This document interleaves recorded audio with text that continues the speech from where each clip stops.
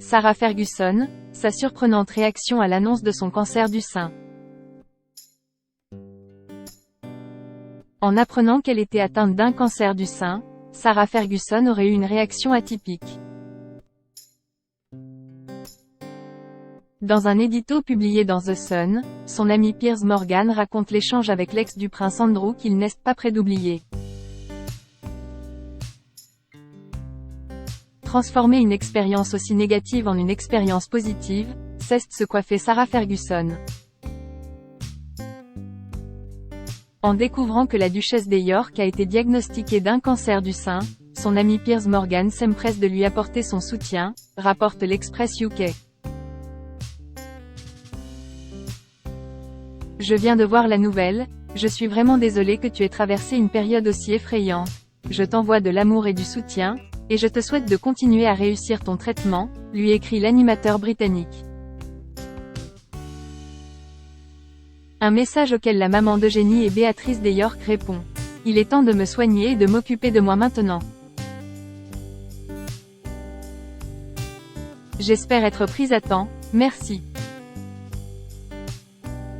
Marqué par la réaction de son ami, le journaliste écrit dans un édito pour le Sun.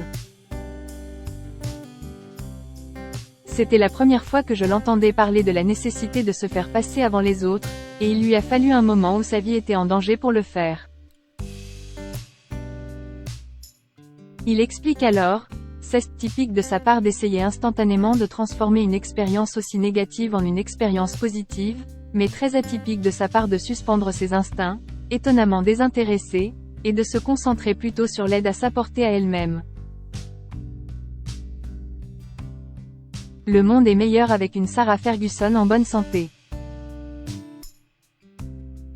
Heureux de voir que l'ex-épouse du prince Andrew prend du temps pour elle, il écrit « Le monde est meilleur avec une Sarah Ferguson en bonne santé et pleine de vie. » Et pour co, elle est incroyablement gentille et emphatique, absurdement généreux, attachante et modeste, hilarant, amusante et férocement loyale. En partageant son expérience, Sarah Ferguson souhaite sensibiliser le plus grand nombre au dépistage.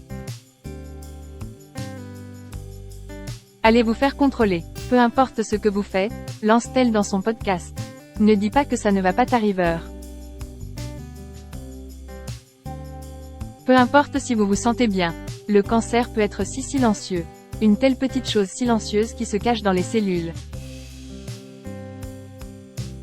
De retour chez elle dans le Berkshire, après avoir subi une mastectomie, l'ex-belle-fille de la reine Elisabeth II est très reconnaissante envers personnel chargé de la mammographie qui a permis d'identifier sa maladie, alors qu'elle ne présentait aucun symptôme et a fait part de son immense gratitude envers le personnel médical, indique son porte-parole, selon The Sun.